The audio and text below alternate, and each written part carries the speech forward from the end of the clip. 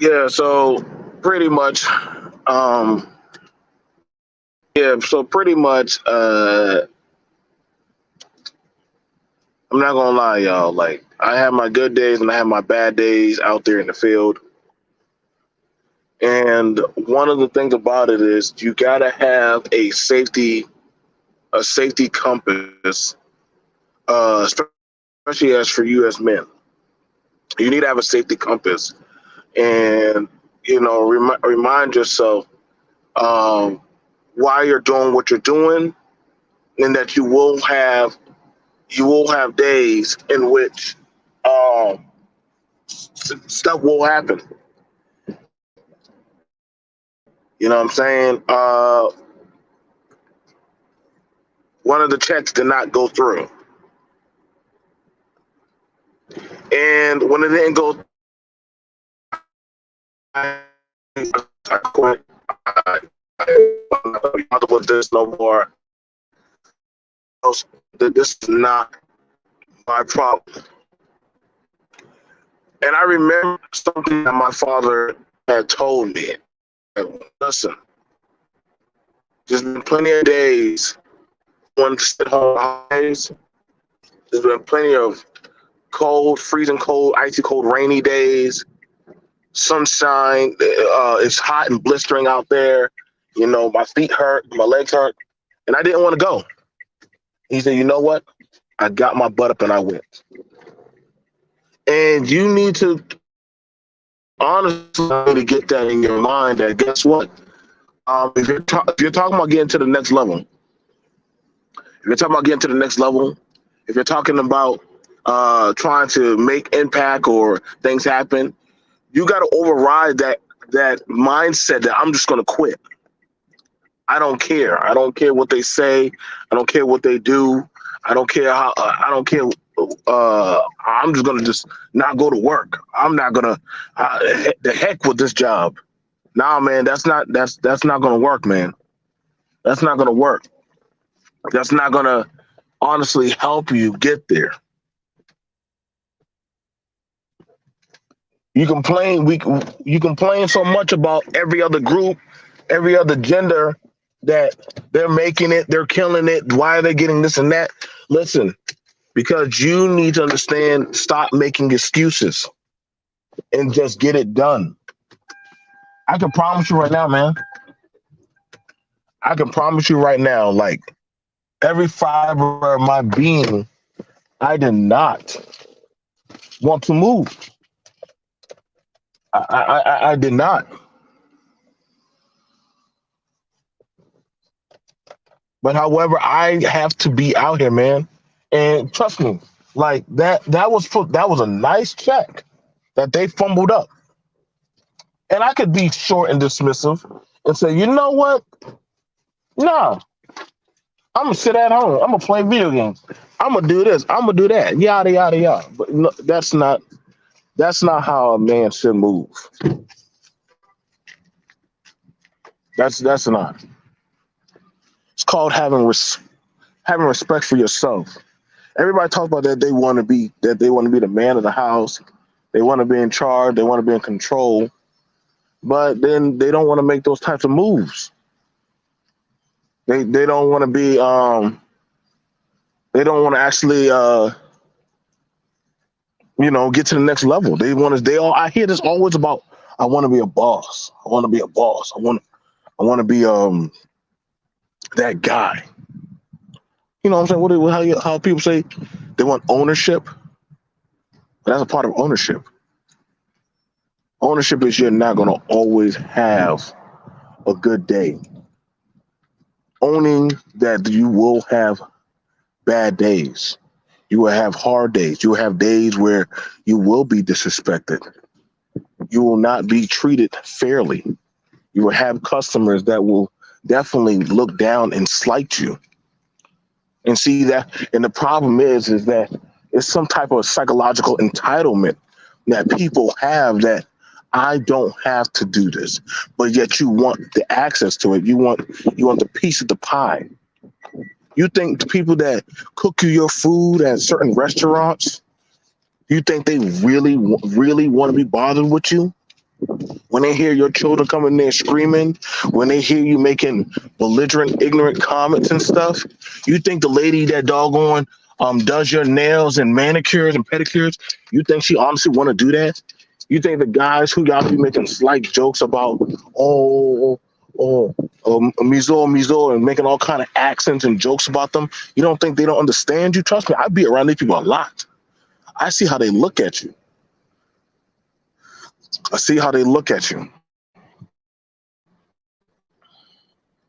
And that's something that you really want to be you really want to have knowledge. To a lot of you younger brothers, younger brothers, that nobody's entitled to tolerate you.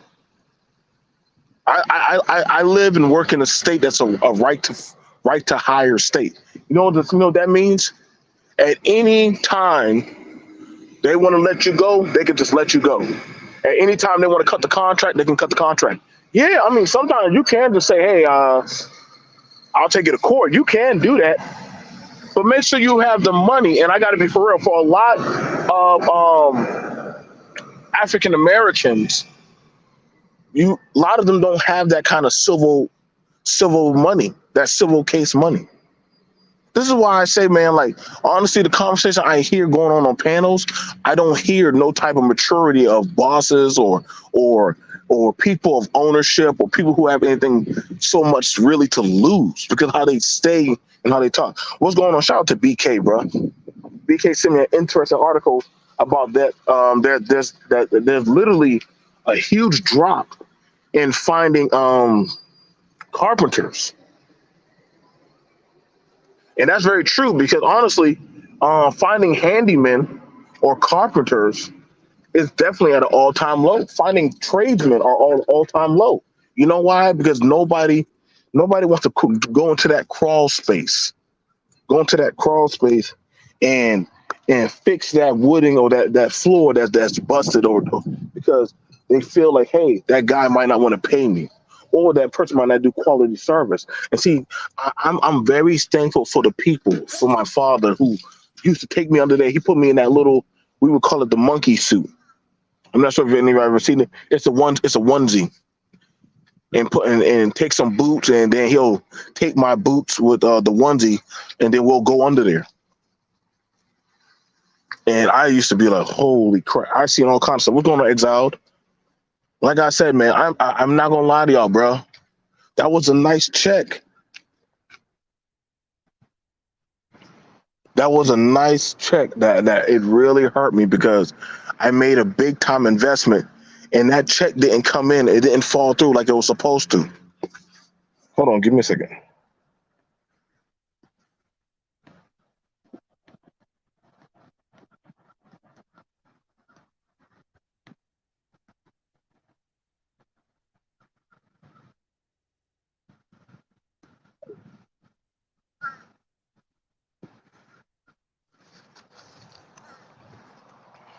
You know, what's going on, bro? Like I said, bro. Listen, man, I'm out here in the field where every group is trying to get the contract, bro. Every group is trying to get the contract. And one of the things about it was when I came back here early in the morning, y'all, I'm telling you right now, I have days where I clutch. Like if I show y'all my steering wheel, my steering wheel has grip marks in it from days when I was just so angry and I just gripped it hard because I can't just lash out. I can't be belligerent like some people. I can't just curse people out. I can't act like an N-word. I got to actually have decorum, respect, dignity. I got to actually have some type of discipline.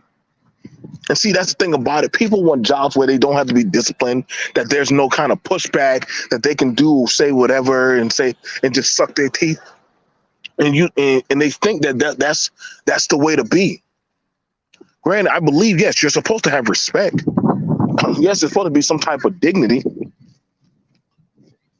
But understand this, you're there to do a job. And some people feel like they're entitled because of their skin color. My dad, my granddad, my uncles had me crawling under his sinks when they had little kids because I fit. Yep, yep, that was me, bro. I was that I was that person that could fit into crawl spaces. I was that person that used to go up in the attics, and I had to be strong and be able to pick up some of the machinery and lift it up, man. Like people used to think, like, did you go to the gym? No, man. And my dad would let them know. You see that young man right there. That young man wants his fair pay. Oh, I'll give him $20. You will not give him $20. That is a worker. That is a worker. You owe him $150. He went up there. He went up there and he did a good job.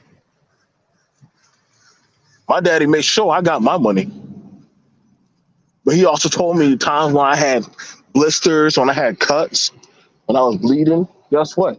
He made sure that I was fair, I was respectable, and if I did the job right, guess what? I had to do it again. You gotta understand, man. Nobody listen, bro. Like this entitlement of you got to treat me or else I'm not going to work. Y'all listen, man. I want you to understand. There are other groups that are coming.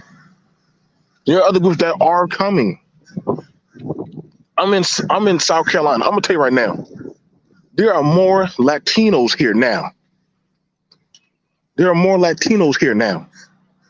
I want you to understand this. I want you understand. I want you to hear me. You are so replaceable now. It is not even funny. You can keep on trying to say America first, but right now people need jobs. See that Latino boy, he does not. That Latino man, he don't mind working. He don't mind going to the suburbs because he's hungry. And I have to keep that in the back of my mind. Right now, today, they're in a trailer park. Tomorrow, they're in the suburbs. 10 years from now, they will be in well-to-do neighborhoods because their drive of not stopping.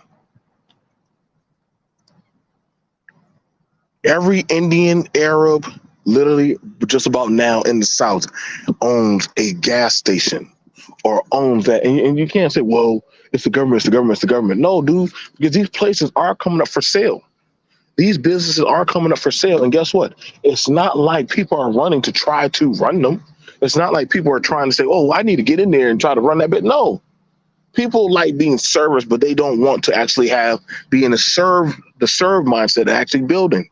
They don't want to actually have to be the person that have to be there during the Christmas holidays, during Thanksgiving holiday. They don't want to have to go to do the 366 days a week, but they want the check. See, that's something about it.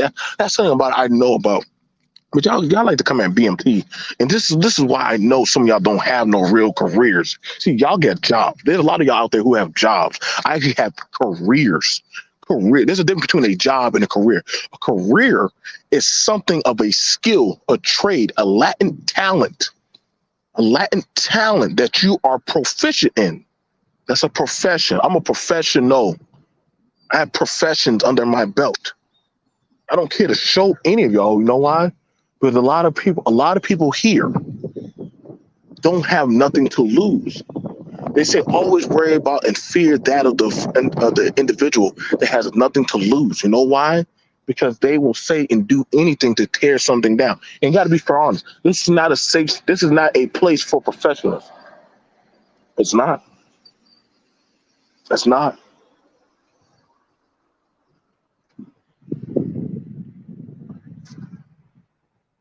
Y'all better understand that real well, man. Listen, bro, I'm telling you right now, these contracts out here, like I said, I have yet heard anybody holistically for some of these places talk about any kind of contract, any kind of area, any kind of development. You know why? Because it's more so talking about foolishness. That's why I don't get caught up in that's why I don't get caught up anymore, bro. I'm done. Like I said, like I already started my other channel, and no, I'm not sharing it with nobody. I don't want to share with anybody. So we can cut that out, bro. If you find me, you find me. If you don't find me, that's fine.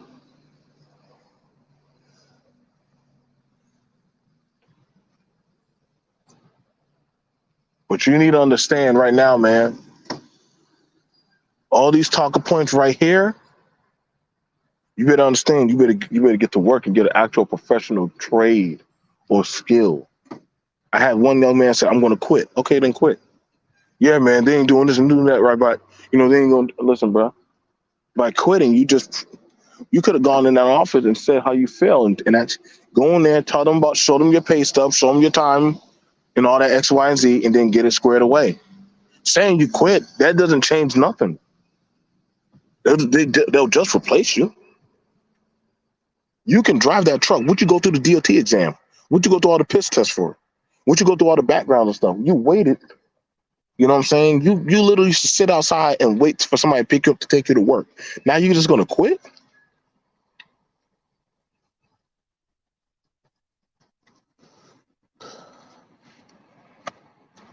So don't be lazy. Get to work.